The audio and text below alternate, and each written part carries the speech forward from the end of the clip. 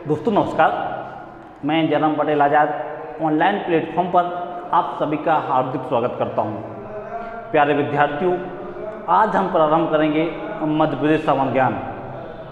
मध्य प्रदेश सामान्य ज्ञान में हमारा प्रथम टॉपिक होगा मध्य प्रदेश का गठन। दोस्तों, मध्य प्रदेश के गठन में हम सभी उन महत्वपूर्ण बातों को पढ़ने का प्रयास करेंगे जो परीक्षा की दृष्टि से महत्वपूर्ण है। कहते हैं ना कि जिंदगी में उलझने बहुत हैं, हमें कुछ करना चाहिए, इन लकीरों से कुछ नहीं होता, हमें कर्म करना चाहिए। हम विद्यार्थी हैं साहब, पढ़ना कर्म है हमारा, हमें पढ़ते रहना चाहिए। तो आइए जुड़िएगा हमारे साथ और कीजिएगा मध्य प्रदेश सामान्य ज्ञान से जुड़ी हुई चर्चाएं। आइएगा, हेडिंग डालिएगा मध्य प्रदेश का गठन। मध्य प्रदेश का गठन। मध्य प्रदेश का गठन, आखिर हम मध्य प्रदेश की शुरुआत कहाँ से करें? सर्वप्रथम हमारे मन में क्वेश्चन आता है कि मध्य प्रदेश की शुरुआत हम कहाँ से करें। तो देखिएगा, हम मैप के माध्यम से समझने का प्रयास करेंगे। देखिएगा, मैं बोर्ड पे क्या बना रहा हूँ।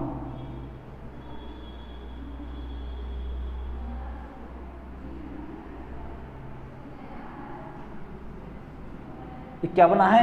ये बना हुआ हमारा भारत का नक्शा। भारत का नक्शा। देखिए, भारत के मध्य में हमारा मध्य प्रदेश अवस्थित है। क्या अवस्थित है? मध्य प्रदेश अवस्थित है। आप लोगों को दिख रहा है कि मध्य प्रदेश की सीमाएं ना तो किसी अंतरराष्ट्रीय सीमा को स्पर्श करती हैं, ना किसी समुद्री तटबंध को स्पर्श करती हैं अथवा समुद्री तट को स्पर्श करती हैं।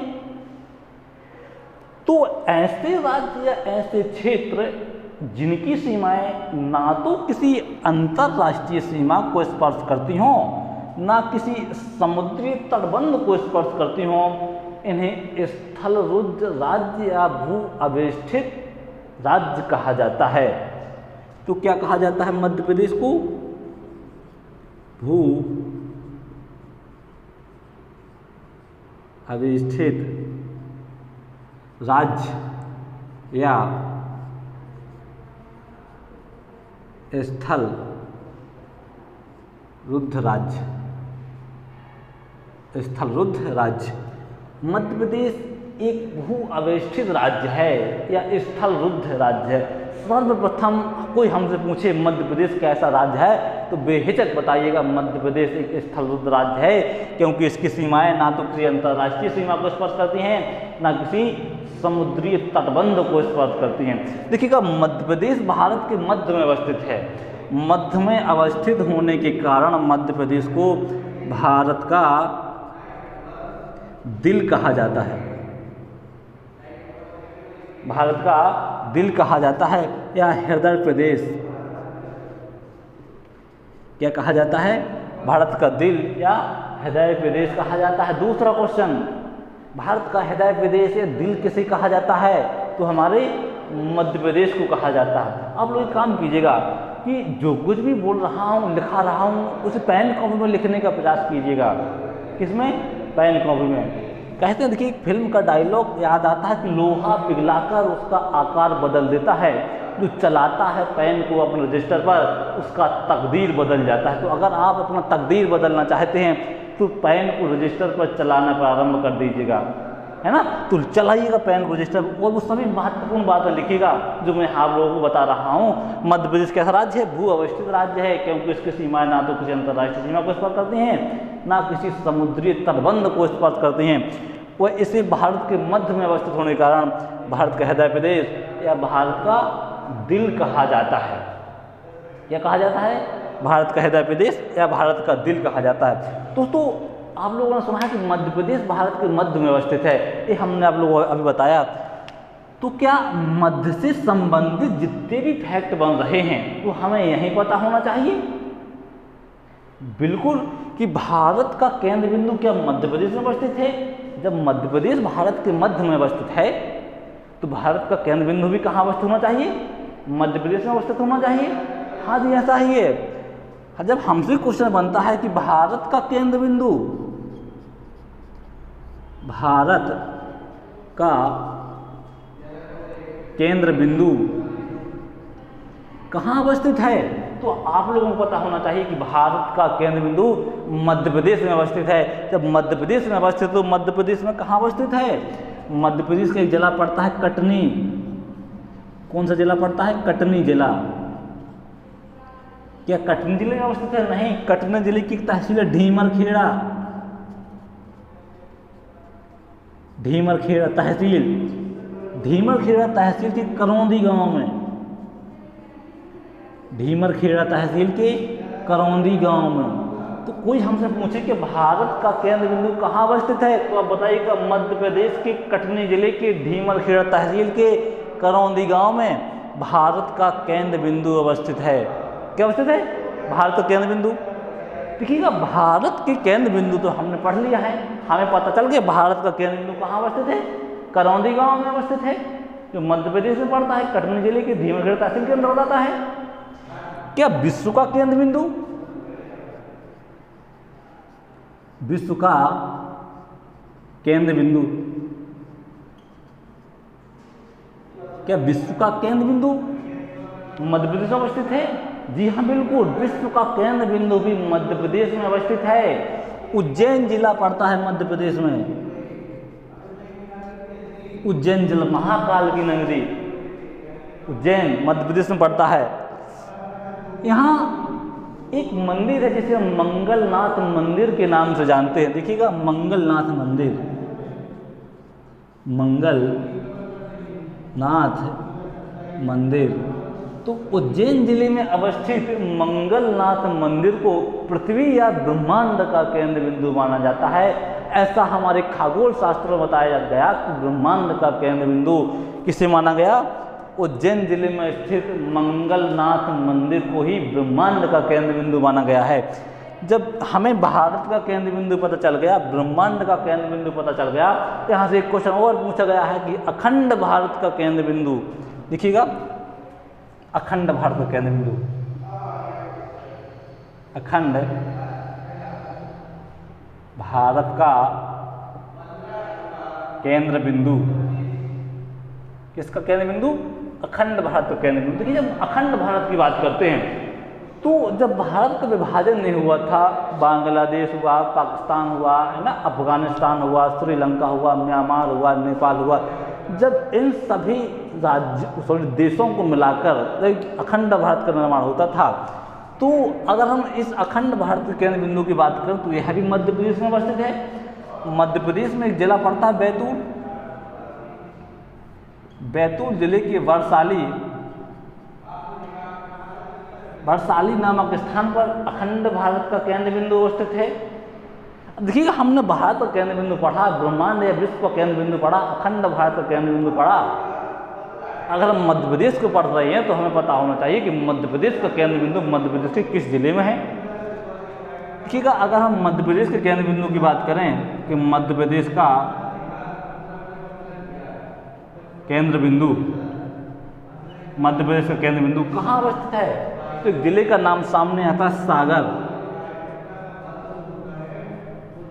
मध्य प्रदेश का केंद्र बिंदु सागर जिले में अवस्थित है। जो रायसेन और सागर की सीमा है, उस सीमा के आसपास मध्य प्रदेश का केंद्र बिंदु अवस्थित है ना। तो हमने पढ़ा कि मध्य प्रदेश एक भू अवस्थित राज्य है, इसी भारत का हृदय प्रदेश कहा जाता है। और इससे जुड़ी हुई जो केंद्रता से संबंधित क्वेश्चन है वो हमने यहीं देख लिए। तो इसे बोलते हैं चेन रूल के साथ पढ़ना, चीज़ों को कनेक्ट करके पढ़ना। हमने पढ़ा कि मध्य प्रदेश भारत के केंद्र में अवस्थित है, तो क्या केंद्रता से संबंधित जितने क्वेश्चन बन सकते हैं, भारत का केंद्र बिंदु, मध्य प्रदेश का केंद्र बिंदु, विश्व का केंद्र बिंदु, अखंड भारत का केंद्र बिंदु, ये मध्य प्रदेश में ही अवस्थित हैं। कहाँ अवस्थित हैं, मध्य प्रदेश में ही अवस्थित हैं। अब देखिएगा जाहिर सी बात है, आप लोगों को पता है कि मध्य प्रदेश में भारत में आप लोगों को पता है कि भारत में अंग्रेजों का शासन रहा है, भारत गुलाम राज्य रहा है, गुलाम देश रहा है। ऐसी स्थिति में मध्य प्रदेश भारत का हिस्सा है, तो यहाँ भी अंग्रेजों का शासन रहा है। तो क्या ब्रिटिश काल में मध्य प्रदेश को किस नाम से जाना जाता था? जब इस प्रकार से क्वेश्चन पूछे जाने लगे कि ब्रिटिश काल में मध्य प्रदेश को किस नाम से जाना जाता था, देखिएगा आप थोड़ी मध्य प्रदेश के नामों के बारे में चर्चा कर लेते हैं। आप लोग साथ साथ लिखने का प्रयास कीजिएगा। ब्रिटिश काल में मध्य प्रदेश को किस नाम से जाना जाता था? तब इस प्रकार से क्वेश्चन पूछे जाने लगे कि ब्रिटिश काल में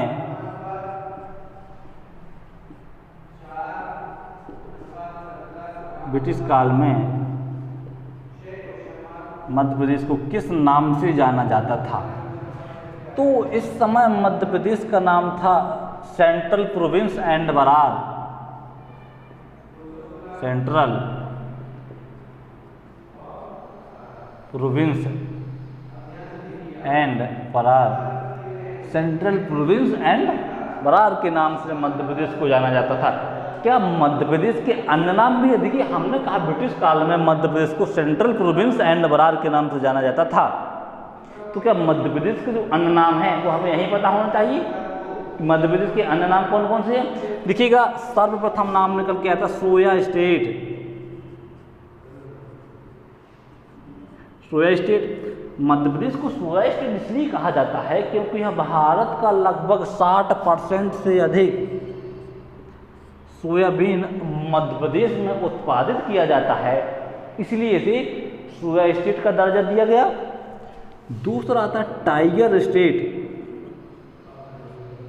टाइगर स्टेट, यहाँ भारत के सर्वाधिक टाइगर पाए जाते हैं, चीता पाए जाते हैं, इसलिए इसे नाम दिया गया टाइगर स्टेट। अगर हम संख्या की बात करें तो 526, क्या 526। तीसरा नाम आता है जंगल स्टेट। जंगल स्टेट, जंगल स्टेट इसलिए कहा जाता है कि मध्य प्रदेश में सर्वाधिक वन पाए जाते हैं, सर्वाधिक वृक्ष पाए जाते हैं, सर्वाधिक जंगल पाए जाते हैं, इसलिए इसे नाम दिया जंगल स्टेट। अगर हम मध्य प्रदेश के कुल क्षेत्रफल की बात करें तो कुल क्षेत्रफल का 25.14% मध्य प्रदेश में वन पाए जाते हैं, इसलिए इसे नाम दिया जंगल स्टेट। जो चौथा नाम है नदियों का मायका।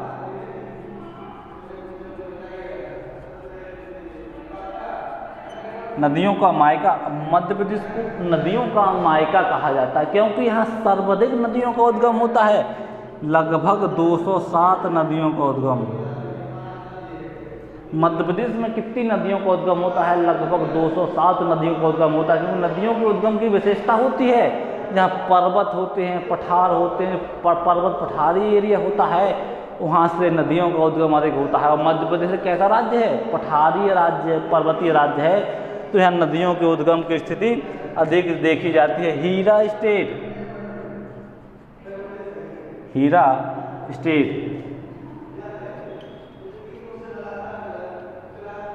हीरा स्टेट, हीरा स्टेट मध्य प्रदेश में सर्वाधिक उत्पादित किया जाता है। हीरा का मध्य प्रदेश में सर्वाधिक क्या उत्खनन किया जाता है, उत्पादित किया जाता है। मध्य प्रदेश का पन्ना जिला हीरा उत्पादन के लिए प्रसिद्ध है। कहा जाता है कि मध्य प्रदेश को हीरा के उत्पादन में एकाधिकार प्राप्त है। क्या अधिकार प्राप्त है? एकाधिकार प्राप्त है हीरा के उत्पादन में। तो दोस्तों ये तो थे हमारे मध्य प्रदेश से जुड़े हुए कुछ महत्वपूर्ण फैक्ट। मध्य प्रदेश के महत्वपूर्ण नाम, मध्य प्रदेश से केंद्रता से संबंधित जुड़े हुए क्वेश्चन, मध्य प्रदेश कैसा राज्य है, इसे किस नाम से जाना जाता है, उपनाम से जाना जाता है, इसे हृदय प्रदेश, है ना। ये थोड़ी मध्य प्रदेश से जुड़ा हुआ एक हमारी पहली क्लास थी। हम कोशिश करें कि मध्य प्रदेश का गठन कब से प्रारंभ हुआ, कैसे हुआ, इन सभी के बारे में विस्तार से चर्चा करेंगे अपने अगली क्लास में। नमस्कार।